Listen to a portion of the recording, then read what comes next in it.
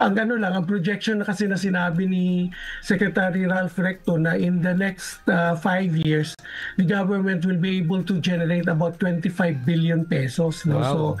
yun yung impact ng ano ng itong CIMEPA. Sir Ray, eto ang tanong ko. Aside from the bonds na sinabi mo, ano-ano pa yung mga long-term deposit para alam yung ng mga nakikinig po ngayon? Ang ano talaga, ang natanggal kasi talaga doon na basically ito lang time deposit kasi common ito siya sa mga OFWs natin, mga retirees, no? Totoo. Ilan tayo, di ba?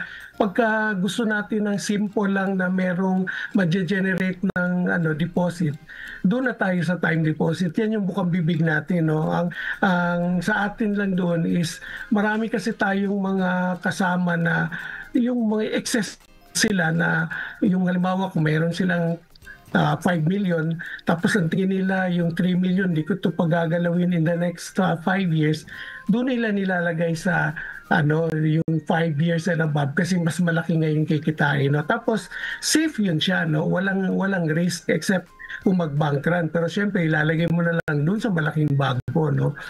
So yun ang sa mga government securities, ito yung mga treasury bonds, no? Although karamihan ng mga retail treasury bonds talagang short term din yan, no? Especially kung gusto talaga natin ng high yield, pero meron ding mga treasury bonds na talagang kasama na rin yung tinatawag natin ng mga premyo. At saka yung mga inisyo ng mga malalaking kumpanya like Ayala Land, Ayala Corporation, yung mga SM na 5 years and above, no? So yun ang tinamaan talaga. So other than that wala tayong